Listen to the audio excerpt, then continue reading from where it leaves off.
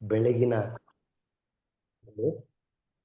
ಮೊದಲಿಗೆ ಬ್ರಹ್ಮರ್ಷಿ ಪಿತಾಮಹ ಪತ್ರಿಜಿ ಗುರುಗಳ ಪಾದಾರವಿಂದಗಳಿಗೆ ನಮಸ್ಕರಿಸುತ್ತಾ, ಹಾಗೆಯೇ ಇಂದಿನ ಸತ್ಸಂಗದಲ್ಲಿ ಝೂಮ್ ತರಗತಿಯಲ್ಲಿ ಹಾಜರಾದಂಥ ನನ್ನೆಲ್ಲ ಧ್ಯಾನ ಮಿತ್ರರಿಗೂ ಹೃದಯಪೂರ್ವಕವಾದ ನಮನಗಳನ್ನು ಸಲ್ಲಿಸುತ್ತಾ ಈ ಸತ್ಸಂಗವನ್ನು ಆರಂಭಿಸೋಣ ಬಂಧುಗಳೇ. ಇವತ್ತಿನ ಸತ್ಸಂಗದ ವಿಷಯ ಅದೃಷ್ಟ ದುರಾದೃಷ್ಟ. ಈ ಅದೃಷ್ಟ ದುರಾದೃಷ್ಟ ಅಂದರೆ ಏನು ಎನ್ನುವುದ ಒಂದು ಸವಿಸ್ತಾರವಾದ ಒಂದು ವಿಚಾರಗಳನ್ನು ಇವತ್ತು ತಿಳಿದುಕೊಳ್ಳೋಣ ಬಂಧುಗಳೇ. ನಾನು ಅಂದರೆ ಯಾರು? ಈ ಭೌತಿಕ ದೇಹ, ಮನಸ್ಸು, ಬುದ್ಧಿ, ಆತ್ಮ ಎಂದು ನಾವು ಆಗಲೇ ತಿಳಿದುಕೊಂಡಿದ್ದೀವಿ. ದೃಷ್ಟ ಅದೃಷ್ಟ. ದೃಷ್ಟ ಅಂದರೆ ಏನು? ಗೋಚರವಾಗ್ತಕ್ಕಂಥದ್ದು, ಅಂದ್ರಿಗೆ ಕಣ್ಣಿಗೆ ಕಾಣತಕ್ಕಂಥದ್ದು. ಅದೇ ರೀತಿಯಾಗಿ ದುರಾದೃಷ್ಟ ಅಂದರೆ ಕಣ್ಣಿಗೆ ಕಾಣದೇ ಇರತಕ್ಕಂಥದ್ದು. ನಾವಿಲ್ಲಿ ಅರ್ಥೈಸಿಕೊಳ್ಳಬೇಕು, ನಾನು ಎನ್ನುವುದು ನಾವು ಏನಾದರೂ ಪಡೆದುಕೊಳ್ಳಬೇಕಾದ್ರೆ ಅದಕ್ಕೆ ನನಗೆ ಅರ್ಹತೆ ಇದೆಯಾ ಎನ್ನುವ ಒಂದು ಸತ್ಯವನ್ನು ನಾವು ಇಲ್ಲಿ ತಿಳಿದುಕೊಳ್ಳಬೇಕು ಸ್ನೇಹಿತರೆ.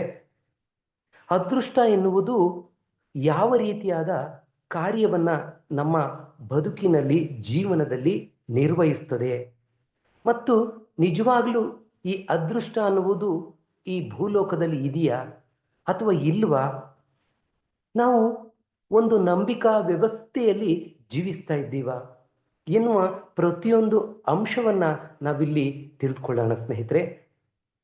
ನಮ್ಮ ಅದೃಷ್ಟ ಎನ್ನುವುದು ನಮ್ಮ ಜನ್ಮದ ಅನುಸಾರವಾಗಿ, ಜನ್ಮ ಜನ್ಮಾಂತರದ ಒಂದು ಅನುಸಾರವಾಗಿ ಇರುತ್ತದೆ. ನಮಗೆ ಅದೃಷ್ಟ ದುರಾದೃಷ್ಟ ಅನ್ನುವುದು ಯಾವುದೂ ಇಲ್ಲ. ನಮ್ಮ ಪರಿಶ್ರಮ ಮತ್ತು ನಮ್ಮ ಹಲವಾರು ಜನ್ಮಗಳ ಒಂದು ಪರಂಪರೆಯ ಅನುಗುಣವಾಗಿ ನಮಗೆ ಆ ಒಂದು ಹಣ ಇರ್ಬೋದು, ಆಸ್ತಿ ಇರ್ಬೋದು, ಆರೋಗ್ಯ ಇರ್ಬೋದು, ಸಂತೋಷ ಇರ್ಬೋದು, ದುಃಖ ಇರ್ಬೋದು, ನೋವು ಇರ್ಬೋದು, ನಲಿವು ಇರ್ಬೋದು ಅಂತ ನಾವಿಲ್ಲಿ ಅರ್ಥೈಸ್ಕೊಳ್ಬೇಕು ಸ್ನೇಹಿತರೆ. ನಾವೆಲ್ಲ ಈ ಪ್ರಾಪಂಚಿಕ ಜೀವನದಲ್ಲಿ ನಾವೇನು ಅನ್ಕೊಂಡಿದ್ದೀವಿ? ನಮಗೆ ಏನೋ ಒಂದು ಅಚಾನಕ್ಕಾಗಿ ಹಣ ಬಂತು, ಆಸ್ತಿ ಬಂತು, ಅಥವಾ ಇನ್ನೊಂದು ಏನೋ ವಸ್ತುಗಳು ಬಂತು ಅಂದರೆ ನಾವು ಅದೃಷ್ಟ ಅಂದ್ಕೊಳ್ತೀವಿ. ಅದೇ ರೀತಿಯಾಗಿ ನಾವು ಅಚಾನಕ್ಕಾಗಿ ಏನೋ ಒಂದು ಕಳ್ಕೊಂಡ್ವಿ, ಅಥವಾ ಏನೋ ನಮಗೊಂದು ಅನಾರೋಗ್ಯ ಬಂತು, ಅಥವಾ ಯಾವುದೋ ಒಂದು ಸಂಕಷ್ಟದಲ್ಲಿ ನಾವು ಸಿಲುಕೊಂಡ್ವಿ ಅಂದರೆ ನಾವೇನು ಅಂದ್ಕೊಳ್ತೀವಿ? ದುರಾದೃಷ್ಟ ಅಂತ ಅಂದ್ಕೊಳ್ತೀವಿ. ಬಂಧುಗಳೇ, ಇದು ಅಶಾಸ್ತ್ರೀಯ ಪದಗಳು. ಅದೃಷ್ಟ ದುರಾದೃಷ್ಟ ಅನ್ನುವುದು ಅವೈಜ್ಞಾನಿಕ ಅಶಾಸ್ತ್ರೀಯವಾದ ಪದಗಳು. ನಿಜವಾದ ಆಧ್ಯಾತ್ಮಿಕ ಶಾಸ್ತ್ರದ ಅನುಸಾರವಾಗಿ ನಮಗೆ ದೊರಕತಕ್ಕಂಥ ಯಾವುದೇ ವಸ್ತುಗಳು ಇರ್ಬೋದು, ಕಳೆದುಕೊಳ್ತಕ್ಕಂಥ ವಸ್ತುಗಳು ಇರ್ಬೋದು, ಇವೆಲ್ಲ ನಮ್ಮ ಜನ್ಮ ಪರಂಪರೆಯ ಆಧಾರ ಮತ್ತು ನಮ್ಮ ಅರ್ಹತೆಗೆ ಆಧಾರ ಪಟ್ಟಿರುತ್ತದೆ ಅಂತ ಹಲವಾರು ನಮ್ಮ ಒಂದು ಆಧ್ಯಾತ್ಮಿಕ ಶಾಸ್ತ್ರ ನಮಗೆ ತಿಳಿದುಕೊಳ್ಳುತ್ತದೆ. ಹಾಗಾದರೆ ಅದನ್ನು ಅರ್ಥೈಸ್ಕೊಳ್ಳೋದು ಹೇಗೆ? ನಮ್ಮ ಅತೀಂದ್ರಿಯ ಶಕ್ತಿಯಾದಂತಹ ಧ್ಯಾನದ ಸಾಧನೆಯನ್ನು ಮಾಡ್ತಾ ಮಾಡ್ತಾ ನಮ್ಮ ಮೂರಿನ ಕಣ್ಣಿನ ಶಕ್ತಿಯನ್ನು ಪಡೆದುಕೊಂಡ ಮೇಲೆ ನಮ್ಮ ಜನ್ಮ ಜನ್ಮಗಳ ಒಂದು ಸಂಬಂಧವನ್ನು ನಾವು ತಿಳಿದುಕೊಳ್ತೀವಿ. ನಾವು ಜನ್ಮ ಜನ್ಮಾಂತರದ ಸಂಬಂಧಗಳು, ನಾವು ಏನು ಪಾಪ ಕರ್ಮವನ್ನು ಮಾಡಿದ್ದೀವಿ, ಒಳ್ಳೆಯ ಕಾರ್ಯವನ್ನು ಮಾಡಿದ್ದೀವಿ, ಅದರ ಆಧಾರದ ಮೇಲೆ ನಮ್ಮ ಇವತ್ತಿನ ಜೀವನ ಸಾಗುತ್ತಾ ಇದೆ ಅಂತ ನಾವು ಆಧ್ಯಾತ್ಮಿಕ ಶಾಸ್ತ್ರದ ಪ್ರಕಾರ ನಾವು ಅರ್ಥೈಸಿಕೊಳ್ಳಬೇಕು ಸ್ನೇಹಿತರೆ. ಅದನ್ನು ಹೇಗೆ, ಯಾವ್ಯಾವ ರಂಗದಲ್ಲಿ ನಾವು ಏನೇನು ನಷ್ಟವನ್ನು ಅನುಭವಿಸ್ತೀವಿ ಅದಕ್ಕೆ ದುರಾದೃಷ್ಟ ಅಂತೀವಿ. ಯಾವ್ಯಾವ ರಂಗದಲ್ಲಿ ಒಂದು ಸಾಧನೆಯನ್ನು ಮಾಡ್ತೀವಿ, ಪಡೆದುಕೊಳ್ತೀವಿ, ಅದಕ್ಕೆ ಅದೃಷ್ಟ ಅಂತೀವಿ. ಅದು ಅಶಾಸ್ತ್ರೀಯವಾದ ಪದ ಹೌದು ಅಂತ ನಾವು ಒಂದೊಂದು ವಿಚಾರವನ್ನು ನಾವೀಗ ನೋಡ್ತಾ ಹೋಗೋಣ ಸ್ನೇಹಿತರೆ. ಒಂದು ಮಾತ್ರ ಸತ್ಯ, ಕಾರ್ಯ ಕಾರಣ ಸಂಬಂಧವನ್ನು ನಾವು ತಿಳಿದುಕೊಳ್ಬೇಕು. ಹೇಗೆ? ಧ್ಯಾನದ ಸಾಧನೆಯನ್ನು ಮಾಡ್ತಾ ಮಾಡ್ತಾ ಆ ಒಂದು ಸತ್ಯಾಂಶವನ್ನು ನಾವು ತಿಳ್ಕೊಳ್ಬೇಕು ಸ್ನೇಹಿತರೆ. ಉದಾಹರಣೆಯಾಗಿ, ಒಬ್ಬ ವ್ಯಕ್ತಿಗೆ ಒಂದು ಲಾಟ್ರಿಯಲ್ಲಿ ಒಂದು 10 ಲಕ್ಷನೋ 20 ಲಕ್ಷನೋ ಹಣ ಬಂತು ಅಂತ ಅಂದ್ಕೊಳ್ಳೋಣ. ಒಬ್ಬ ಭೌತಿಕ ವ್ಯವಸ್ಥೆಯಲ್ಲಿ ಬೇರೆಯವರು ಏನು ಹೇಳ್ತಾರೆ, ಓ ಎಂಥ ಅದೃಷ್ಟಪ್ಪ ಅವನಿಗೆ, ಅವನಿಗೆ ಲಾಟ್ರಿಯಲ್ಲಿ 10 ಲಕ್ಷ 20 ಲಕ್ಷ ಹಣ ಬಂದ್ಬಿಡುತ್ತೆ ಅಂತ ನಾವು ಅಂತೀವಿ. ನಿಜವಾಗ್ಲೂ ಅದು ಅದೃಷ್ಟ ಅಲ್ಲ ಸ್ನೇಹಿತರೆ. ಆ ಒಬ್ಬ ವ್ಯಕ್ತಿ ಯಾರಿಗೆ ಲಾಟ್ರಿಯಲ್ಲಿ ಹಣ ಬಂದಿದೆಯೋ ಆ ಒಬ್ಬ ವ್ಯಕ್ತಿ ಎಷ್ಟೋ ಜನ್ಮಗಳ ಹಿಂದೆ ಅವನು ಬಡವನಾಗಿರ್ತಾನೆ. ಬಡತನದ ಕೂಪದಲ್ಲಿ ಬೆಂದು ನೊಂದು ಆ ಹಲವಾರು ವ್ಯಕ್ತಿಗಳನ್ನು ಆ ಸಮಾಜದಲ್ಲಿ ನೋಡ್ತಿರ್ತಾನೆ.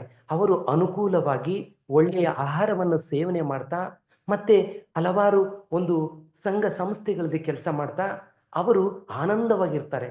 ಈ ವ್ಯಕ್ತಿ ಪ್ರಕೃತಿ ಮಾತೆಗೆ ಆ ಸಂದರ್ಭದಲ್ಲಿ ಬೇಡ್ಕೊಳ್ತಾನೆ, ಅಮ್ಮ ತಾಯಿ, ನನಗೆ ಯಾಕೆ ಇಷ್ಟೊಂದು ಕಷ್ಟ ಕೊಟ್ಟಿದ್ದೀಯಾ?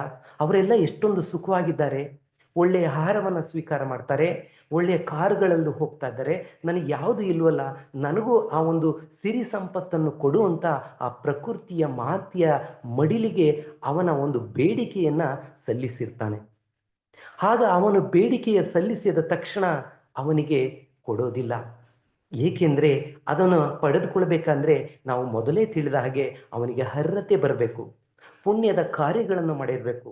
ಆ ಪುಣ್ಯದ ಕಾರ್ಯ ಅವಾಗ ಕಾಯಾಗಿ ಅದು ಹಣ್ಣಾಗಬೇಕು. ಆ ಹಣ್ಣಾದ ಮೇಲೆಗೆ ಆ ಫಲವನ್ನು ಅವನು ಸ್ವೀಕರಿಸಲಿಕ್ಕೆ ಅರ್ಹತೆ ಪಡಿತಾನೆ. ಉದಾಹರಣೆಯಾಗಿ ಒಬ್ಬ ವ್ಯಕ್ತಿ IAS ಪರೀಕ್ಷೆಯನ್ನು ಬರಿಬೇಕು ಅಂದರೆ ಅವನು ಒಂದು ಪದವಿ ಪರೀಕ್ಷೆಯಲ್ಲಿ ಪಾಸ್ ಆಗಿರಬೇಕು ಅಂತ ನಮ್ಮ ಸರ್ಕಾರದ ನಿಯಮಗಳು ಹೇಳ್ತವೆ. ಆಗ ಮಾತ್ರ ಆ ಪರೀಕ್ಷೆ ಪಡೆಯಲು ಅವನು ಅರ್ಹನಾಗಿರ್ತಾನೆ. ಹಾಗೆಯೇ ಈ ನಮ್ಮ ಒಂದು ಪ್ರಕೃತಿಯ ನಿಯಮದ ಅನುಸಾರವಾಗಿ ನಾವು ಕೂಡ ಪ್ರತಿಯೊಂದನ್ನು ಪಡಿಬೇಕು, ಸುಖಗಳನ್ನು ಪಡಿಬೇಕು ಅಂದರೆ ನಾವುಗಳು ಕೂಡ ಒಂದು ಅರ್ಹತೆಯನ್ನು ಪಡೆದಿರಬೇಕು.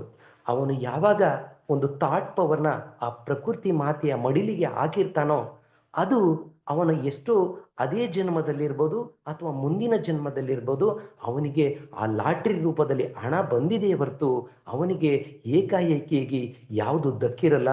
ಅದು ಅದೇ ರೀತಿಯಾಗಿ ಅದೃಷ್ಟನೂ ಅಲ್ಲ ಸ್ನೇಹಿತರೆ.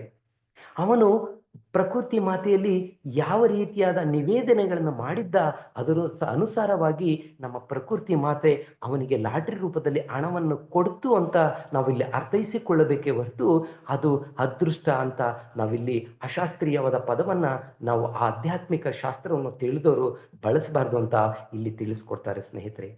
ಅದೇ ರೀತಿಯಾಗಿ ಒಬ್ಬ ವ್ಯಕ್ತಿ ಯಾವುದೋ ಒಂದು ಕಾಯಿಲೆಯಿಂದ ಬಳಲ್ತಾ ಇರ್ತಾನೆ, ಒಂದು ಕುಷ್ಠರೋಗನ ಅಂದ್ಕೊಳ್ಳಿ, ಅವನು ಬಳಲ್ತಾ ಇರ್ತಾನೆ ಅಂದರೆ ಅವನು ಎಷ್ಟೋ ಸಮಾಜಮುಖಿಯಾದಂಥ ಒಂದು ಕಾರ್ಯಗಳನ್ನು ಮಾಡಿರ್ತಾನೆ, ಆದರೂ ಆ ಒಂದು ಅನಾರೋಗ್ಯಕ್ಕೆ ಅವನು ತುತ್ತಾಗಿದ್ದಾನೆ ಅಂದರೆ ಅದಕ್ಕೆ ಮೂಲ ಕಾರಣ ನಾವೇನಂತೀವಿ, ಅಯ್ಯೋ ಎಂಥ ದುರದೃಷ್ಟಪ್ಪ ಅವನಿಗೆ ಇಂಥ ಒಂದು ಕಾಯಿಲೆ ಬಂದ್ಬಿಡ್ತು ಅಂತೀವಿ, ಅಂತ ಅನಾರೋಗ್ಯ ಬಂದ್ಬಿಡ್ತೀವಿ ಅಂತ.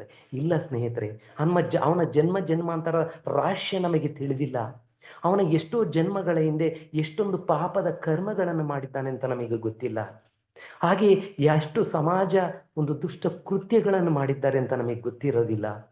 ಅವರ ಆ ಒಂದು ಪಾಪದ ಫಲವಾಗಿ ಈ ಜನ್ಮದಲ್ಲಿ ಅವನಿಗೆ ಈ ಕಷ್ಟ ಬಂದಿದೆ, ಆ ಒಂದು ಅನಾರೋಗ್ಯ ಬಂದಿದೆ ಅಂತ ನಾವು ಅರ್ಥಕೊಳ್ಬೇಕೇ ಹೊರತು ಅವನಿಗೆ ನತದೃಷ್ಟ ಅವನು ಅಂತ ಈ ಪದವನ್ನು ನಾವು ಬಳಸಬಾರ್ದು ಸ್ನೇಹಿತರೆ.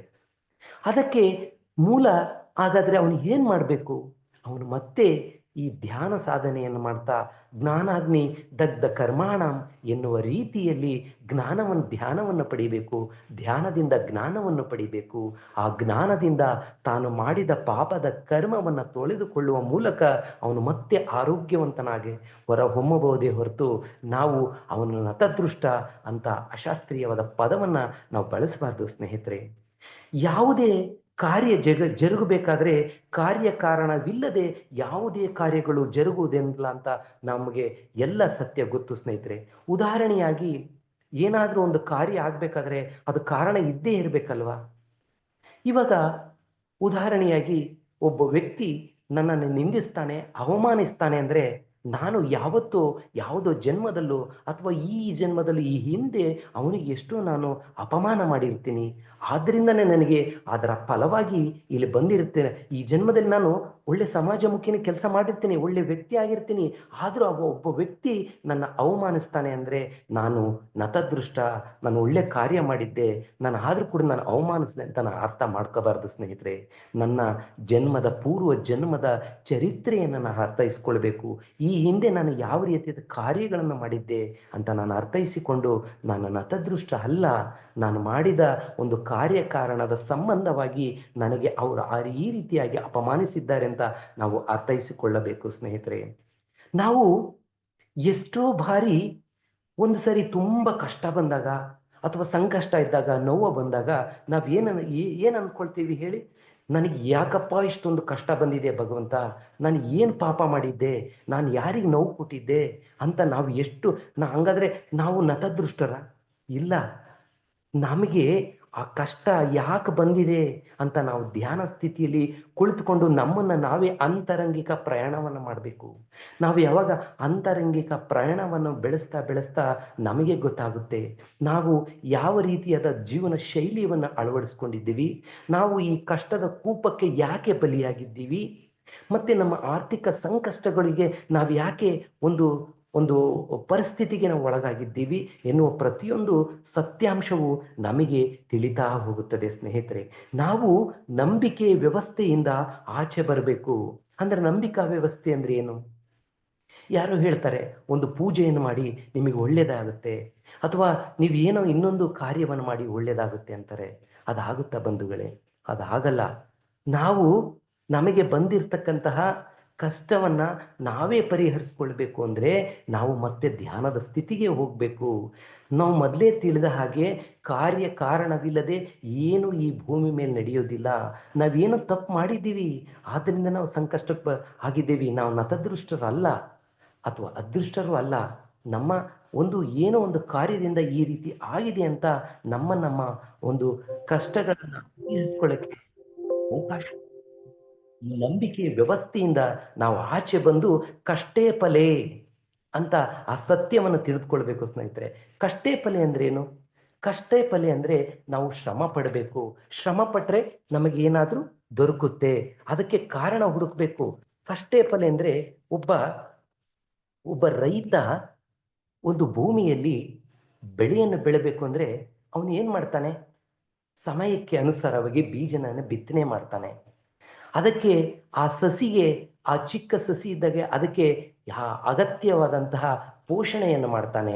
ನೀರು, ಗೊಬ್ಬರ ಮತ್ತು ಪ್ರತಿಯೊಂದು ಕಳೆಯನ್ನು ತೆಗೆಯುವುದ್ರ ಮೂಲಕ ಅದನ್ನು ಒಂದು ಸಮಚಿತ್ತವಾಗಿ ಅದನ್ನು ಸಂರಕ್ಷಣೆ ಮಾಡ್ತಾನೆ. ಅದು ಒಂದು ದಿವಸ ಬೆಳೆ ಬಂದು ಅವನ ಒಂದು ಆರ್ಥಿಕ ಮಟ್ಟವನ್ನು ಉನ್ನತಕ್ಕೇರಿಸುತ್ತೆ.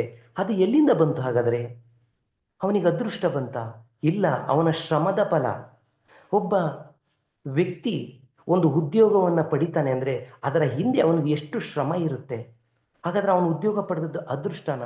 ಇಲ್ಲ, ಅವನು 22 ವರ್ಷಗಳ ಕಾಲ ತನ್ನ ವಿದ್ಯಾಭ್ಯಾಸವನ್ನು ಮುಗಿಸಿ ಹಗಲು ರಾತ್ರಿ ಎನ್ನದೆ ಶ್ರಮ ವಹಿಸಿ ಅವನು ಆ ದುಡಿತದ ಫಲವಾಗಿ ಆ ಉದ್ಯೋಗವನ್ನು ಪಡೆದಿದ್ದರಿಂದ ಅವನಿಗೆ ಆರ್ಥಿಕ ಒಂದು ಉನ್ನತ ಮಟ್ಟ ಬಂದಿದೆ ಹೊರತು ಅವನಿಗೆ ರಾತ್ರೋರಾತ್ರಿ ಅದೃಷ್ಟ ಬರಲಿಲ್ಲ ಸ್ನೇಹಿತರೆ. ಆದ್ದರಿಂದ ನಾವು ಈ ದುರಾದೃಷ್ಟ, ಅದೃಷ್ಟ ಎನ್ನುವ ಪದಗಳನ್ನು ನಾವು ಆದಷ್ಟು ಬಳಸದೆ ನಮ್ಮ ಶ್ರಮದ ಫಲವಾಗಿ ಬಂದಿದೆ ಅಂತ ನಾವಿಲ್ಲಿ ಅರ್ಥೈಸಿಕೊಳ್ಳಬೇಕು ಸ್ನೇಹಿತರೆ. ಅದೇ ರೀತಿಯಾಗಿ ಒಬ್ಬ ವ್ಯಕ್ತಿ ಒಂದು ವ್ಯಾಪಾರವನ್ನು ಮಾಡ್ತಾನೆ ಅಂದ್ಕೊಳ್ಳಿ, ಅವನು ಅಲ್ಲಿ ನಷ್ಟವನ್ನು ಅನುಭವಿಸ್ತಾನೆ. ಹಾಗಾದರೆ ಅವನು ನತದೃಷ್ಟನ? ಇಲ್ಲ, ಅವನು ಆ ವ್ಯಾಪಾರ ವಹಿವಾಟುವನ್ನು ಆ ಜ್ಞಾನವಿಲ್ಲದೆ ಒಂದು ಅಜ್ಞಾನದ ಸ್ಥಿತಿಯಲ್ಲಿ ಆ ವ್ಯಾಪಾರವನ್ನು ಮಾಡಿದ್ರಿಂದ ಅವನ ನಷ್ಟವನ್ನು ಅನುಭವಿಸಿದ ಹೊರತು ಅವನು ನತದೃಷ್ಟ ಆಗಲಿಕ್ಕೆ ಸಾಧ್ಯವೇ ಇಲ್ಲ ಅಂತ ನಾವಿಲ್ಲಿ ಅರ್ಥೈಸಿಕೊಳ್ಳಬೇಕು ಸ್ನೇಹಿತರೆ. ಈ ವಿಚಾರದಲ್ಲಿ ನಾವು 4 ಅಂಶಗಳನ್ನು ತಿಳ್ಕೊಳ್ಳೋಣ. ಅಂದರೆ ಆಲೋಚನೆಗಳಲ್ಲಿ 4 ವಿಧವಾದ ಆಲೋಚನೆಗಳಿದ್ದಾವೆ. ಯಾವ್ಯಾವುದು? ತಟಸ್ಥ ಆಲೋಚನೆ, ಋಣಾತ್ಮಕವಾದ ಆಲೋಚನೆ, ಧನಾತ್ಮಕವಾದ ಆಲೋಚನೆ ಹಾಗೂ ಪವಾಡ ಸದೃಶವಾದ ಆಲೋಚನೆಗಳು ಅಂತ 4 ವಿಧವಾದ ಆಲೋಚನೆಗಳಿದ್ದಾವೆ. ಒಬ್ಬ ಯೋಗಿಯಾದವರು, ನಾವು ಕೂಡ ಧ್ಯಾನಸ್ಥರು, ನಾವು 2 ಆಲೋಚನೆಗಳನ್ನು ಮಾಡಲ್ಲ. ಋಣಾತ್ಮಕವಾದ್ದು ಮತ್ತು ತಟಸ್ಥವಾದ ಆಲೋಚನೆಗಳನ್ನು ನಾವು ಮಾಡಲ್ಲ. ಸದಾ ನಾವು ಒಂದು ಸಕಾರಾತ್ಮಕವಾದ ಆಲೋಚನೆಗಳನ್ನೇ ಮಾಡ್ತೀವಿ. ಆ ಸಕಾರಾತ್ಮಕವಾದ ಆಲೋಚನೆಗಳಿಂದ ನಮಗೆ ಪವಾಡವಾದ ಸದೃಶ್ಯವಾದಂತಹ ಆಲೋಚನೆಗಳು ನಮಗೆ ಬರುತ್ತವೆ. ಯಾವಾಗ ನಮಗೆ ಪವಾಡವಾದ ಸದೃಶ್ಯದ ಆಲೋಚನೆಗಳು ಬರ್ತವೋ, ನಾವು ಏನು ಈ ಹಿಂದೆ ತಿಳ್ಕೊಂಡಿವೋ, ಒಂದು ವ್ಯಾಪಾರ ಮಾಡುವಾಗ ನಷ್ಟವನ್ನು ನಾವು ಜ್ಞಾನವಿಲ್ಲದೆ ಆ ನಷ್ಟವನ್ನು ಅನುಭವಿಸಿ ನಾವು ನತದೃಷ್ಟರಲ್ಲ, ನಾವು ಆ ಜ್ಞಾನವಿಲ್ಲದೆ ಆ ವ್ಯಾಪಾರವನ್ನು ಮಾಡಿ ನಾವು ಆ ನಷ್ಟವನ್ನು ಅನುಭವಿಸಿದ್ವೋ, ಯಾವಾಗ ಈ ಧನಾತ್ಮಕವಾದ ಆಲೋಚನೆಗಳು ಪವಾಡ ಸದೃಶವಾದ ಆಲೋಚನೆಗಳು ಬರ್ತವೋ, ಆಗ ನಮಗೆ ಜ್ಞಾನ ಬರುತ್ತೆ. ಆ ಜ್ಞಾನದಿಂದ ಮತ್ತೆ ನಾವು ಒಂದು ಲಾಭದತ್ತ ಮುನ್ನಡೆಯಲು ಸಾಧ್ಯ ಅಂತ ನಾವಿಲ್ಲಿ ಅರ್ಥೈಸಿಕೊಳ್ಳಬೇಕು ಸ್ನೇಹಿತರೆ. ಈ ವಿಚಾರವಾಗಿ ನಮಗೆ 3 ರೀತಿಯ ಹಂತಗಳಿರ್ತವೆ. ಯಾವ್ಯಾವು ಅಂದರೆ ಮಾನವ ಪ್ರಯತ್ನ, ಜ್ಞಾನವನ್ನು ಪಡೆಯುವುದು, ಹಾಗೆಯೇ ತತ್ವಜ್ಞಾನವನ್ನು ನಮ್ಮ ಜೀವನವನ್ನು ಅಳವಡಿಸಿಕೊಳ್ಳುವುದು, ಅದೇ ರೀತಿಯಾಗಿ ತಂತ್ರಜ್ಞಾನರಾದರೆ ಆ ತಂತ್ರಜ್ಞಾನವನ್ನು ಕಲಿಯುವುದು. ಉದಾಹರಣೆಯಾಗಿ ಯಾವುದೇ ನಾವು ಹೀಗೆ ತಿಳ್ಕೊಂಡಾಗೆ, ಒಂದು ವ್ಯಾಪಾರದ ದೃಷ್ಟಿಯಲ್ಲಿ ತಿಳ್ಕೊಂಡಾಗೆ ಮೊಟ್ಟ ಮೊದಲದಾಗಿ ಮಾನವ ಪ್ರಯತ್ನ ಮಾಡಬೇಕು. ನಾವು ಏನಾದರೂ ಒಂದು ಕಾರ್ಯವನ್ನು ಕೈಗೊಳ್ತೀವಿ ಅಂದರೆ ನಾವು ಮಾನವ ಪ್ರಯತ್ನ ಅಂದರೆ ಏನು? ಒಂದು ವ್ಯಾಪಾರ ವಹಿವಾಟವನ್ನು ಮಾಡಬೇಕು. ಅವಾಗ ಏನು ಮಾಡ್ತೀವಿ? ನಾವು ಭೌತಿಕವಾಗಿ ಅದನ್ನು ಅಧ್ಯಯನ ಮಾಡ್ತೀವಿ. ನಾವು ಮಾನಸಿಕವಾಗಿ ಅದನ್ನು ಹೇಗೆ ಮಾಡಬೇಕು ಅನ್ನೋದನ್ನು ನಾವು ಅರ್ಥೈಸಿಕೊಳ್ಳುತ್ತೇವೆ. ಅದೇ ರೀತಿಯಾಗಿ ಆ ವಿಚಾರವಾಗಿ ನಾವು ಜ್ಞಾನವನ್ನು ಪಡಿಬೇಕು. ಅಂದರೆ ಒಂದು ಮಾರುಕಟ್ಟೆಯಲ್ಲಿ ಒಂದು ವ್ಯಾಪಾರವನ್ನು ಮಾಡುವಾಗ ನಾವು ಅದನ್ನು ಹೇಗೆ ಮಾಡಬೇಕು ಅನ್ನೋದನ್ನು ಅರ್ಥೈಸ್ಕೊಳ್ತೀವಿ. ಅದೇ ರೀತಿಯಾಗಿ ಅದರ ಬಗ್ಗೆ ತತ್ವಜ್ಞಾನವನ್ನು ಅರಿತುಕೊಳ್ತೀವಿ, ತಂತ್ರಜ್ಞಾನವನ್ನು ಅರಿತುಕೊಳ್ತೀವಿ. ಇದು ನಿಜವಾದ ಆತ್ಮಜ್ಞಾನ ಸ್ನೇಹಿತರೆ. ನಾವು ಪತ್ರಿಜಿ ಗುರುಗಳು ಹೇಳಿದ ಹಾಗೆ ನಮ್ಮ ಆಧ್ಯಾತ್ಮಿಕ ಸಾಧನೆ ನಮ್ಮ ಜೀವನದ 50ರಷ್ಟಾದರೆ ನಿನ್ನ ಜೀವನದ 50ರಷ್ಟು ಭಾಗ ನಮ್ಮ ಒಂದು ಪ್ರಾಪಂಚಿಕ ಜೀವನ ಇರುತ್ತೆ. ಏಕೆಂದರೆ ನಾವು ಈ ಭೂಮಿ ಮೇಲೆ ಜೀವಿಸಲೇಬೇಕು. ಜೀವಿಸಬೇಕು ಅಂದರೆ ನಾವು ಏನಾದರೂ ಒಂದು ಕರ್ಮವನ್ನು ಮಾಡಲೇಬೇಕು. ಕರ್ಮ ಅಂದರೆ ಕಾರ್ಯ ಅಷ್ಟೇ. ವ್ಯಾಪಾರ ಮಾಡ್ಬೋದು, ಉದ್ಯೋಗ ಮಾಡ್ಬೋದು. ಒಂದು ವ್ಯಾಪಾರ ಮಾಡ್ತಕ್ಕಂಥ ಸಂದರ್ಭದಲ್ಲಿ ಅದರ ಬಗ್ಗೆ ಪರಿಪೂರ್ಣವಾದ ಜ್ಞಾನ ಇರಬೇಕು, ಮಾನವ ಪ್ರಯತ್ನವಿರಬೇಕು, ಹಾಗೆಯೇ ಅದರ ತಂತ್ರಜ್ಞಾನದ ಬಗ್ಗೆ ತಿಳಿದುಕೊಳ್ಬೇಕು. ಹಾಗೆ ಒಂದು ಉದ್ಯೋಗ ಮಾಡಬೇಕಾದ್ರೆ ಆ ಉದ್ಯೋಗದ ಬಗ್ಗೆ ಜ್ಞಾನವಿರಬೇಕು, ತಂತ್ರಜ್ಞಾನವಿರಬೇಕು. ಈ ರೀತಿಯಾದ ನಾವು ನಮ್ಮ ಜೀವನದಲ್ಲಿ ಅಳವಡಿಸಿಕೊಂಡಾಗ ನಾವು ಯಶಸ್ವಿ ಆದಾಗ ನಾವು ಅದೃಷ್ಟ ಅಂತೀವಿ. ಯಶಸ್ವಿ ಆಗಲಿಲ್ಲ ಅಂದರೆ ನತದೃಷ್ಟ ಅಂತೀವಿ. ಇದಲ್ಲ ಸ್ನೇಹಿತರೆ, ನತದೃಷ್ಟ ದುರಾದೃಷ್ಟ ಅಲ್ಲ. ನಮ್ಮ ಜ್ಞಾನ ಸಂಪಾದನೆಯಿಂದ, ನಮ್ಮ ಆತ್ಮಜ್ಞಾನದಿಂದ, ನಮ್ಮ ಪರಿಶ್ರಮದಿಂದ ನಾವು ನಮ್ಮ ಏಳಿಗೆಯನ್ನು ಕಾಣ್ತೀವಿ ಅಂತ ನಾವಿಲ್ಲಿ ಅರ್ಥೈಸಿಕೊಳ್ಳಬೇಕು ಸ್ನೇಹಿತರೆ. ಹಾಗೆಯೇ ಕೆಲವರು ಹೇಳ್ತಾರೆ, ಈ ಆಧ್ಯಾತ್ಮಿಕವಾಗಲಿ ಪ್ರಾಪಂಚಿಕವಾಗಲಿ ಯಾರಾದರೂ ಒಂದು ಸಾಧನೆಯನ್ನು ಒಂದು ಅತಿ ಕಡಿಮೆ ಸಮಯದಲ್ಲಿ ಒಂದು ಸಾಧನೆಯನ್ನು ಮಾಡ್ತಾರೆ. ಆ ಸಾಧನೆಯನ್ನು ಮಾಡಿದಾಗ ಕೆಲವರು ಹೇಳ್ತಾರೆ, ಎಂಥ ಅದೃಷ್ಟಪ್ಪ ಅವನಿಗೆ ಒಳ್ಳೆ ಗುರುಗಳು ಸಿಕ್ಕರು, ಆದ್ದರಿಂದ ಅವನು ಅಷ್ಟೊಂದು ಸಾಧನೆ ಮಾಡಲಿಕ್ಕೆ ಸಾಧ್ಯ ಆಯಿತು, ಅವನು ತುಂಬ ಅದೃಷ್ಟವಂತ ಅಂತಾರೆ. ಇಲ್ಲ ಸ್ನೇಹಿತರೆ, ಯಾವಾಗ ಶಿಷ್ಯ ಸಿದ್ಧನಾಗ್ತಾನೋ ಗುರುಗಳು ಅವಾಗ ಅದೃಶ್ಯವಾಗ್ತಾರೆ.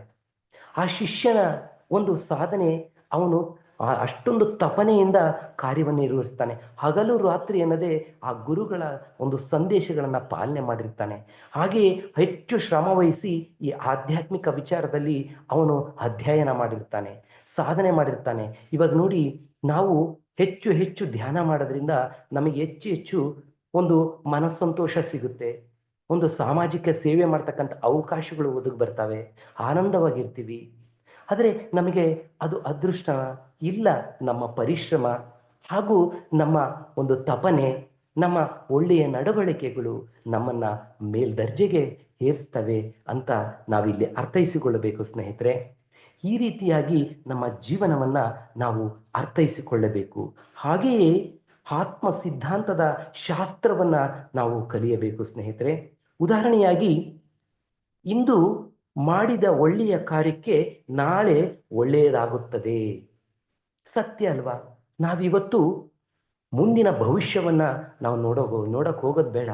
ಇವತ್ತು ನಾವು ಸನ್ಮಾರ್ಗದಲ್ಲಿ ಸಮಾಜಮುಖಿನ ಒಳ್ಳೆಯ ಕಾರ್ಯವನ್ನು ನಾವು ನಿರ್ವಹಿಸ್ತಾ ಇದ್ದೀವಿ ಅಂದರೆ ನಾಳೆ ಒಳ್ಳೇದಾಗೇ ಆಗುತ್ತೆ.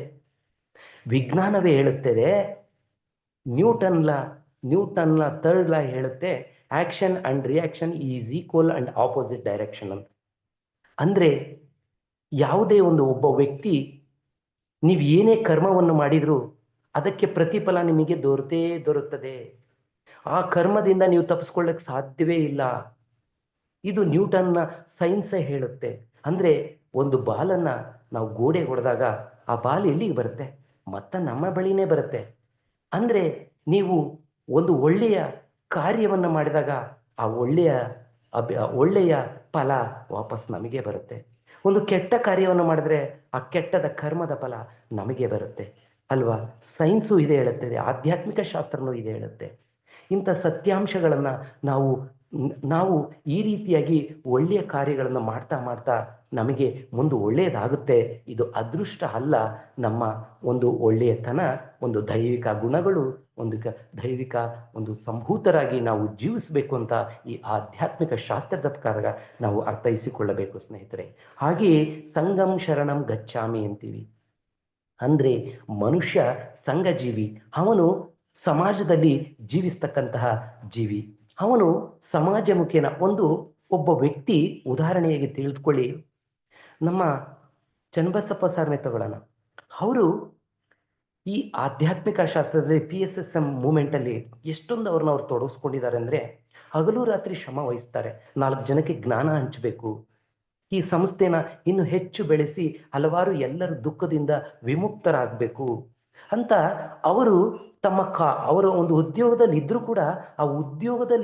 ಕೂಡ ಆ ಉದ್ಯೋಗದ ಮಧ್ಯೆ ಹೆಚ್ಚು ಕಾರ್ಯವನ್ನು ನಿರ್ವಹಿಸ್ತಾರೆ. ಅವರಿಗೆ ನೋಡಿ, ಪ್ರಾಪಂಚಿಕ ಜೀವನದಲ್ಲಿ ಅವರಿಗೆ ಏನು ದೊರಕಬೇಕು, ಅವರಿಗೆ ಇವಾಗ ಏನೋ ಬೇಕು ಅಂದರೆ ಅವ್ರಿಗೆ ಸಿಗುತ್ತೆ.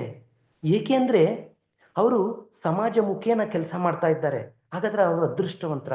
ಇಲ್ಲ, ಅವರ ಶ್ರಮದ ಫಲ 4 ಜನಕ್ಕೆ ಜ್ಞಾನ ಹಂಚಬೇಕು ಅನ್ನುವ ಒಂದು ಉತ್ತಮ ಅಭಿಲಾಷೆ, ಎಲ್ಲರನ್ನೂ ಆನಂದವಾಗಿ ಜೊತೆಗೆ ಕರ್ಕೊಂಡು ಹೋಗುವಂಥ ಒಂದು ಅಭಿಲಾಷೆಯಿಂದ ಆ ಕಾರ್ಯವನ್ನು ಕೈಗೊಳ್ಳೋದ್ರಿಂದ ಅವರಿಗೆ ಪ್ರಾಪಂಚಿಕ ಜೀವನದಲ್ಲಿ ಯಾವತ್ತೂ ಅವರಿಗೆ ಒಂದು ಸುಖಗಳು ದೊರಕ್ತಾನೆ ಇರುತ್ತೆ. ಅವರಿಗೆ ಹಣ ಬೇಕು ಅಂದ್ರೆ ಹಣ ಬರುತ್ತೆ, ಸಂತೋಷ ಬೇಕು ಅಂದ್ರೆ ಸಂತೋಷ ಬರುತ್ತೆ, ನೆಮ್ಮದಿ ಬೇಕು ಅಂದ್ರೆ ನೆಮ್ಮದಿ ಬರುತ್ತೆ. ಏಕೆಂದರೆ ಅವರು ಸಮಾಜಮುಖಿನ ಕಾರ್ಯವನ್ನು ನಿರ್ವಹಿಸ್ತಾ ಇದ್ದಾರೆ. ಅದಕ್ಕೂ ಕೂಡ ನಾವು ಬೇರೆಯವರು ಈ ಆಧ್ಯಾತ್ಮಿಕ ಶಾಸ್ತ್ರ ಗೊತ್ತಿಲ್ಲದಿರೋದು ಏನು ಹೇಳ್ತಾರೆ, ತುಂಬ ಅದೃಷ್ಟವಂತ ಅಂತಾರೆ. ನಾವಾಗಿ ಹೇಳ್ಬಾರ್ದು ಸ್ನೇಹಿತರೆ. ಅವರವರ ಪರಿಶ್ರಮದ ಮತ್ತು ಅವರ ಜನ್ಮಾಂತರದಿಂದ ಇದು ದೊರಕುತ್ತಂತ ನಾವಿಲ್ಲಿ ಅರ್ಥೈಸಿಕೊಳ್ಳಬೇಕು ಸ್ನೇಹಿತರೆ.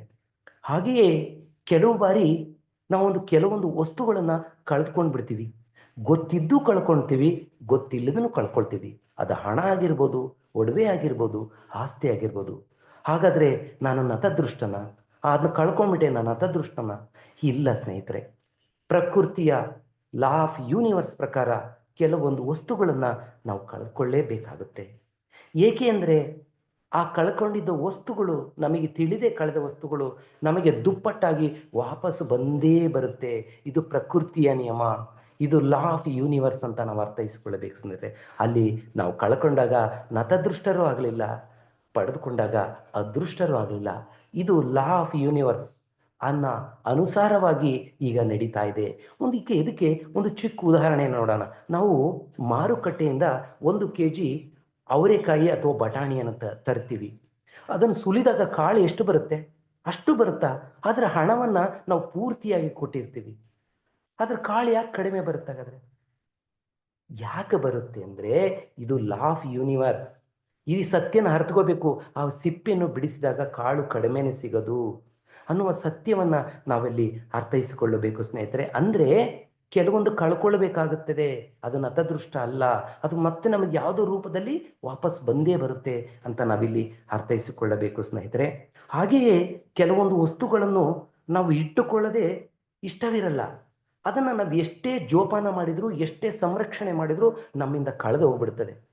ಹಾಗಾದರೆ ನಾವು ನತದೃಷ್ಟನ? ಅದು ಕಳ್ಕೊಂಡಿದ್ದು ನತದೃಷ್ಟನ? ಇಲ್ಲ ಬಂಧುಗಳೇ. ನಾವು ಯಾರು? ನಾವು ಅಂಶಾತ್ಮಗಳು, ನಾವು ಪರಮಾತ್ಮನ ಸ್ವರೂಪಗಳು. ಹೀಗೆ ಅಹಂ ಬ್ರಹ್ಮಾಸ್ಮಿ.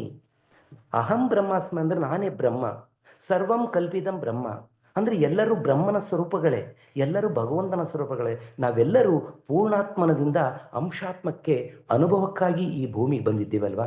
ನಾವು ಕಳೆದುಕೊಂಡಂತಹ ವಸ್ತು ಅದು ಬೇರೆ ಇನ್ನೊಂದು ಯಾವುದೋ ಅಂಶಾತ್ಮ, ಯಾರೋ ಇನ್ನೊಬ್ಬರಿಗೆ ಅದರ ಅವಶ್ಯಕತೆ ಇದೆ, ಅವರಿಗೆ ತುಂಬ ಬೇಕಾಗಿದೆ ಅದು. ಅದಕ್ಕೆ ಈ ಪ್ರಕೃತಿ ನಮ್ಮಿಂದ ಕಳೆದುಕೊಳ್ಳುವ ರೀತಿಯಲ್ಲಿ ಅದು ಮಾಡಿದೆ ಹೊರತು ನಾನು ಕಳ್ಕೊಂಡಿದ್ದ ತಕ್ಷಣ ನಾನು ಹತದೃಷ್ಟ ಆಗಲಿಲ್ಲ. ನನಗೆ ಆ ವಸ್ತು ಮತ್ತೆ ಯಾವಾಗ ಅವಶ್ಯಕತೆ ಇರುತ್ತೋ ಅದೇ ಪ್ರಕೃತಿ ಮಾತೆ ಮತ್ತೆ ನಮಗೆ ಒದಗಿಸುತ್ತೆ ಎನ್ನುವ ಸತ್ಯಾಂಶವನ್ನು ನಾವಿಲ್ಲಿ ತಿಳಿದುಕೊಳ್ಬೇಕು ಸ್ನೇಹಿತರೆ. ಇದು ಅನುಭವ ಪೂರ್ವಕವಾಗಿ ನಾವು ಪಡೆದುಕೊಳ್ಬೇಕು ಸ್ನೇಹಿತರೆ. ನನ್ನ ಜೀವನದಲ್ಲೂ ಕೂಡ ಎಷ್ಟೋ ವಸ್ತುಗಳನ್ನು ಕಳೆದುಕೊಂಡಿದ್ದೀನಿ, ಅದರ ಅವಶ್ಯಕತೆ ಇದ್ದಾಗ ಅದು ಬಂದಿದೆ ಸ್ನೇಹಿತರೆ. ಪ್ರತಿಯೊಬ್ಬರ ಬಾಳಿನಲ್ಲಿ ಇದು ಜರುಗುತ್ತದೆ ಸ್ನೇಹಿತರೆ. ಆದರೆ ನಾವು ಪ್ರತಿಯೊಂದನ್ನು ಗಮನಿಸ್ತಾ ಇರಬೇಕು. ಪತ್ರಿಜಗುರುಗಳು ಅದಕ್ಕೆ ಹೇಳೋದು, ಪ್ರತಿಯೊಂದನ್ನು ಗಮನಿಸಿ ಒಂದು ಮಾತಿನ ಅರ್ಥದಲ್ಲೇ ಇಡೀ ಸಾರಾಂಶ ಅಡಗಿದೆ ಸ್ನೇಹಿತರೆ. ನಮ್ಮ ಜೀವನದಲ್ಲಿ ನಡೀತಕ್ಕಂಥ ಪ್ರತಿಯೊಂದು ಘಟನೆಗಳು ಗಮನಿಸೋದ್ರಲ್ಲೇ ಅಡಕವಾಗಿದ್ದಾವೆ ಸ್ನೇಹಿತರೆ.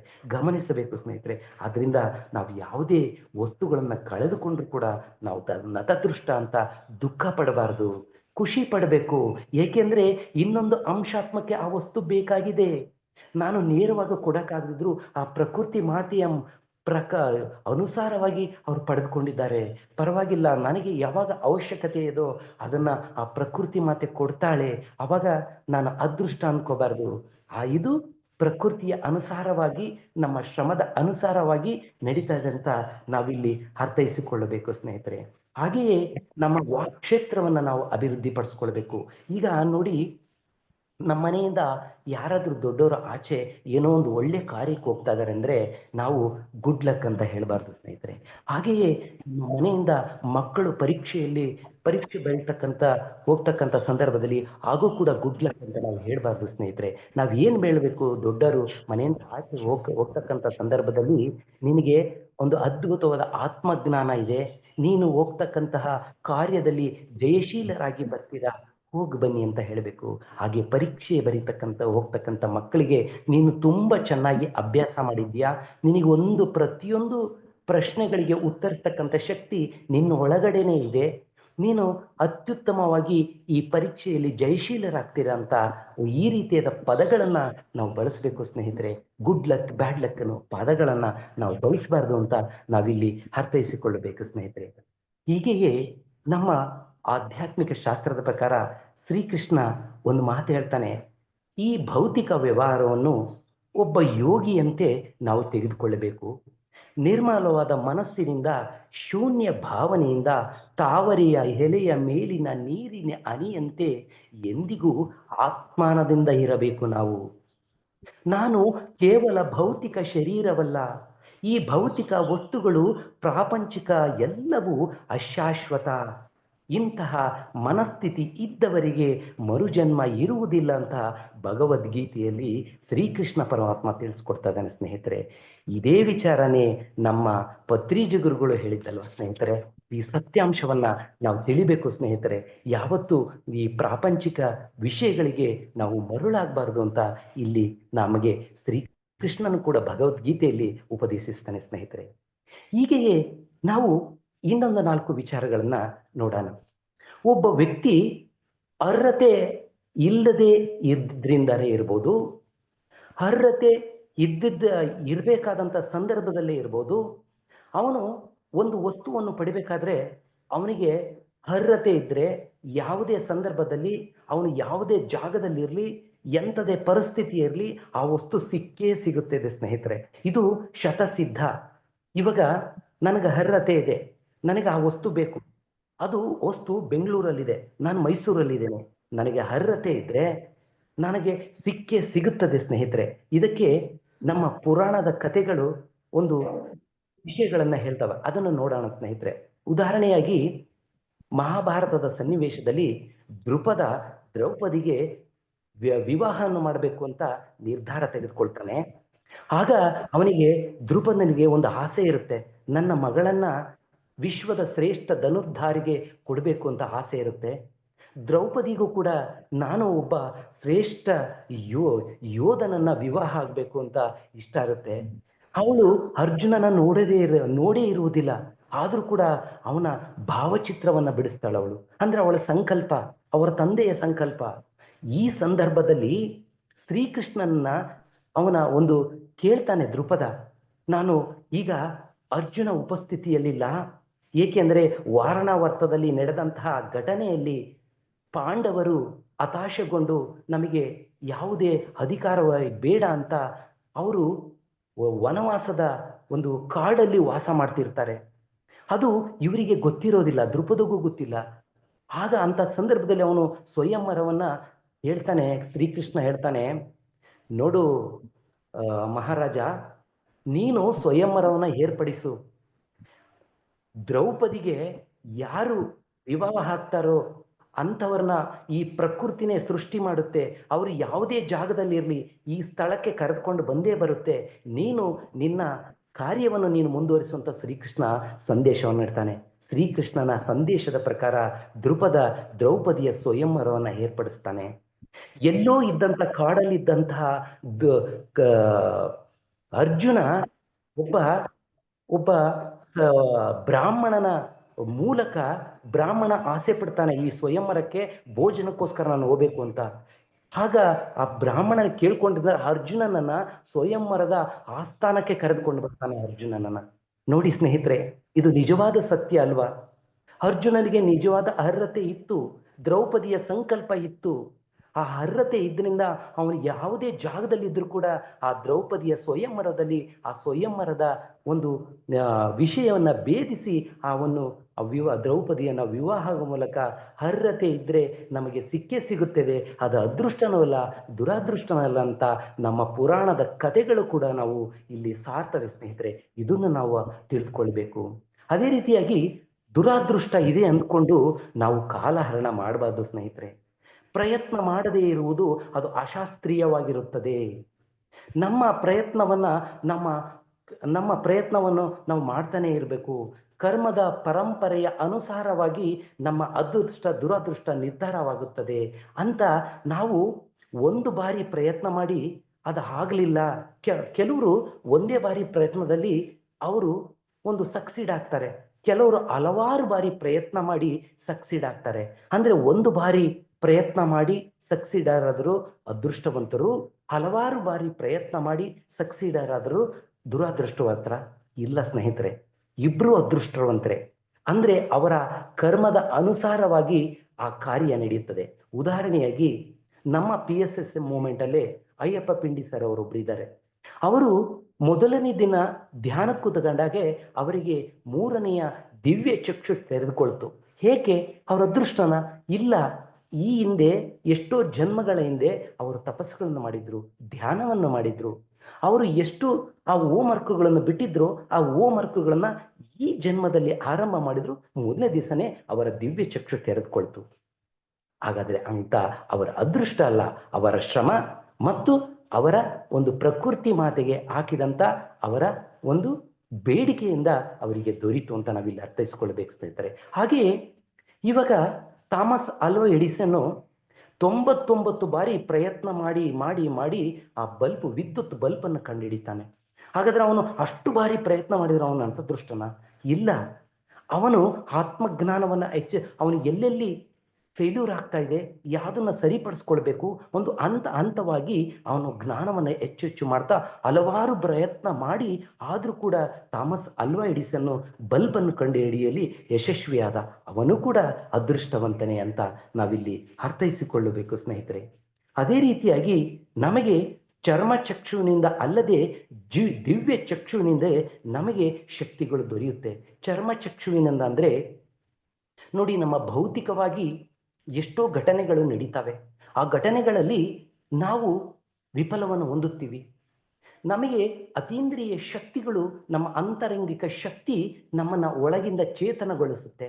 ಇದರಿಂದ ನೀನು ವಿಫಲವಾದರೆ ಇನ್ನೊಂದರಲ್ಲಿ ನೀನು ಸಾಧಿಸಲಿಕ್ಕೆ ಸಾಧ್ಯ ಎನ್ನುವ ಅಂತರಂಗಿಕ ಶಕ್ತಿ ಸಿಗುತ್ತೆ. ಹಾಗಾದರೆ ವಿಫಲವಾಗಿದ್ದು ದುರಾದೃಷ್ಟನ? ಅಂತರಂಗಿಕ ಶಕ್ತಿ ಹೇಳಿದ್ದು ಅದೃಷ್ಟನ? ಇಲ್ಲ ಸ್ನೇಹಿತರೆ. ಇದಕ್ಕೊಂದು ನಾವು ಉದಾಹರಣೆಯಲ್ಲಿ ತೆಗೆದುಕೊಳ್ಳೋಣ. ಒಂದು ಜಪಾನ್ ದೇಶದ ಈ ನೈಕ್ ಕಂಪನಿಯ ಸಂಸ್ಥಾಪಕ ಬಿಲ್ ಬ್ರೌಮೆನ್ ಅಂತ ಒಬ್ಬ ವ್ಯಕ್ತಿ, ಆ ದೇಶದಲ್ಲಿ ಅವನೊಬ್ಬ ಅಥ್ಲೆಟ್. ಅವನು ಹಲವಾರು ಬಾರಿ ಅಥ್ಲೆಟ್ ಅಲ್ಲಿ ಭಾಗವಹಿಸಿ ವಿಫಲತೆಯನ್ನು ಹೊಂದಿರ್ತಾನೆ. ಆಗ ಕೊನೆಯ ಬಾರಿ, ಅಂದ್ರೆ ಅಲ್ಲಿ ಒಂದು ಏಜ್ ಲಿಮಿಟ್ ಇದೆ, ಆ ಏಜ್ ಲಿಮಿಟ್ ಅಲ್ಲಿ ಕೊನೆಯ ಪ್ರಯತ್ನ ಒಂದು, ಆ ಕೊನೆಯ ಪ್ರಯತ್ನದಲ್ಲೇ ನಾನು ಇವತ್ತು ಸಾಧನೆ ಮಾಡಲೇಬೇಕು ಅಂತ ಸಿದ್ಧನಾಗಿ ಆ ಒಂದು ಅಥ್ಲೆಟ್ ಅಲ್ಲಿ ಭಾಗವಹಿಸ್ತಾನೆ. ಅಥ್ಲೆಟ್ ಅಲ್ಲಿ ಭಾಗವಹಿಸಿದಂತ ಅರ್ಧ ದಾರಿ ಓಡೋಗ್ತಾನೆ. ಅವನ ಶೂಲು ಹಿಂದೆ ಹೀಲಿರುತ್ತಲ್ಲ, ಅದು ಕಟ್ಟಾಗ್ಬಿಡುತ್ತೆ, ಜಾರಿ ಬಿದ್ದೋಗ್ಬಿಡ್ತಾನೆ. ಅಲ್ಲಿ ಅವನ ನಷ್ಟವನ್ನು ಅನುಭವಿಸ್ತಾನೆ, ಸೋಲನ್ನು ಅನುಭವಿಸ್ತಾನೆ. ಒಂದು ದಿವಸ ಅವನು ಧ್ಯಾನ ಸ್ಥಿತಿ ಕುತ್ಕೊಳ್ತಾನೆ. ಜೀವನದಲ್ಲಿ ನಾನು ಸೋತೋಗ್ಬಿಟ್ಟೆ, ಇಷ್ಟು ದಿನ ಪ್ರಯತ್ನ ಮಾಡಿದ್ರೆ ಆಗ್ಲಿಲ್ಲ ಅಂತ. ಅವನ ಅಂತರಂಗಿಕ ಆತ್ಮ ಹೇಳುತ್ತೆ, ನೀನು ಎಲ್ಲಿ ವಿಫಲತೆಯಾದಿ ಅಂದ್ರೆ ನಿನ್ನ ಶೂ ನಿನಗೆ ಕೈ ಕೊಡ್ತು, ಆದ್ರಿಂದ ನೀನು ವಿಫಲತೆ ಆದೆ ಅಂತ ಹೇಳ್ತಾನೆ. ಆಗ ಅವನಿಗೆ ಒಂದು ಗಮನಕ್ಕೆ ಬರುತ್ತೆ, ನಾನು ಆ ಶೂ, ಒಂದು ಅತ್ಯುತ್ತಮವಾದ ಮೇಲ್ದರ್ಜೆಯಾದಂಥ ಒಂದು ಶೂ ಕಂಪನಿಯನ್ನು ಪ್ರಾರಂಭ ಮಾಡಬೇಕು ಅಂತ ಅವನು ಪ್ರಾರಂಭ ಮಾಡಿದ ಕಂಪನಿಯೇ ನೈಕ್ ಕಂಪನಿ ಅಂತ ಸ್ನೇಹಿತರೆ. ಇವತ್ತು ಎಷ್ಟೊಂದು ಶ್ರೀಮಂತ ಆದ ಅವನು. ಹಾಗಾದರೆ ಅವನು ಜೀವನದಲ್ಲಿ ಒಂದು ನತದೃಷ್ಟನಾದನ? ಆ ಕಂಪನಿಯನ್ನು ಪ್ರಾರಂಭ ಮಾಡಿ ಅದೃಷ್ಟನಾದನ? ಇಲ್ಲ.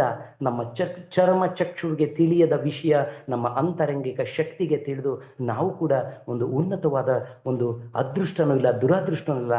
ನಮ್ಮ ಶ್ರಮ ಮತ್ತು ಜನ್ಮನ ಪರಂಪರೆಯ ಅನುಗುಣವಾಗಿ ನಮ್ಮ ಜೀವನ ಇರುತ್ತೆ ಅಂತ ನಾವಿಲ್ಲಿ ಅರ್ಥೈಸಿಕೊಳ್ಳಬೇಕು ಸ್ನೇಹಿತರೆ.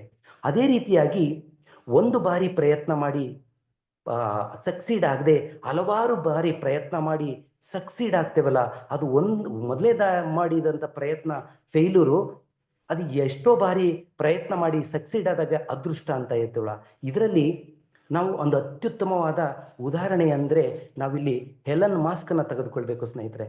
ಎಲನ್ ಮಾಸ್ಕ್ ಅನ್ನೋ ವ್ಯಕ್ತಿ ಇವತ್ತು ಶ್ರೀಮಂತದ ಅತ್ಯುನ್ನತವಾದ ಶ್ರೀಮಂತ, ಅವನು ಪ್ರಪಂಚದ ಅತ್ಯುನ್ನತವಾದ ಶ್ರೀಮಂತ.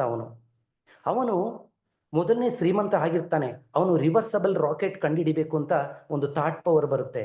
ಆಗ ಅದರ ಅನುಸಾರವಾಗಿ ಮೊದಲನೇ ಬಾರಿ ಪ್ರಯತ್ನ ಮಾಡ್ತಾನೆ, ಅಲ್ಲಿ ವಿಫಲತೆ ಹೊಂದ್ತಾನೆ. ಎರಡನೇ ಬಾರಿ ಪ್ರಯತ್ನ ಮಾಡ್ತಾನೆ, ವಿಫಲತೆ ಹೊಂದ್ತಾನೆ. ಮೂರನೇ ಬಾರಿ ಪ್ರಯತ್ನ ಮಾಡ್ತಾನೆ, ವಿಫಲತೆ ಹೊಂದ್ತಾನೆ. 3 ಬಾರಿ ಪ್ರಯತ್ನ ಮಾಡೋಷ್ಟರಿಗೆ ಅವನು ಎಲ್ಲ ಹಣವನ್ನು ಕಳ್ಕೊಂಡು ಹೋಗಿರ್ತಾನೆ. ಹಣನೂ ಇರೋದಿಲ್ಲ ಅವನಿಗೆ, ಮುಂದೆ ಏನು ಮಾಡಬೇಕು ಅಂತ ಅವನಿಗೆ ತೋಚೋದಿಲ್ಲ.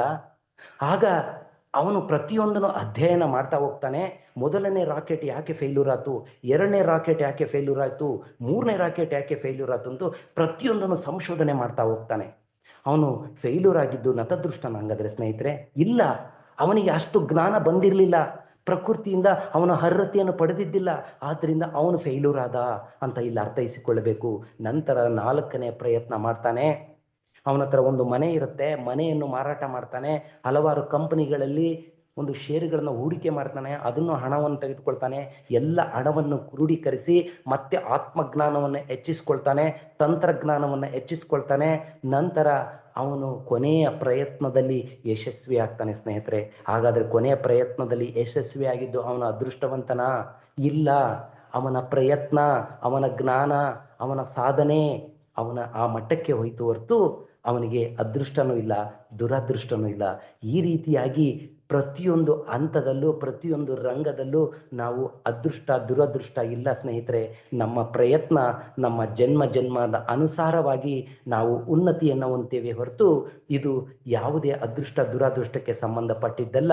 ನಾವು ಧ್ಯಾನಿಗಳು, ಆಧ್ಯಾತ್ಮಿಕ ಶಾಸ್ತ್ರವನ್ನು ತಿಳಿದುಕೊಂಡಿರೋದು, ಏನೇ ಕಳೆದುಕೊಳ್ಳಿ ಏನೇ ಪಡೆದುಕೊಳ್ಳಿ ಸಮಚಿತ್ತದಿಂದ ಆನಂದವಾಗಿ ಜೀವಿಸುವಂಥ ಒಂದು ಕಲೆಯನ್ನು ನಮ್ಮ ಜೀವನದ ಅಳವಡಿಸಿಕೊಳ್ಬೇಕು ಅಂತ ಇವತ್ತಿನ ಒಂದು ಸತ್ಸಂಗ ಅದೃಷ್ಟ ದುರದೃಷ್ಟ ಎನ್ನುವ ವಿಚಾರಧಾರೆಗಳನ್ನು ತಮ್ಮ ಮುಂದೆ ಹಂಚಿಕೊಳ್ಳಿಕ್ಕೆ ಅವಕಾಶ ಕೊಟ್ಟಂತ ನಿಮ್ಮೆಲ್ಲರಿಗೂ ಹೃದಯಪೂರ್ವಕವಾದ ನಮನಗಳನ್ನು ಸಲ್ಲಿಸುತ್ತಾ ಇಂದಿನ ಸತ್ಸಂಗವನ್ನು ನಾನು ಇಲ್ಲಿಗೆ ನಾನು ಸಮಾಪ್ತಿ ಮಾಡ್ತೀನಿ. ಧನ್ಯವಾದಗಳು ಸರ್.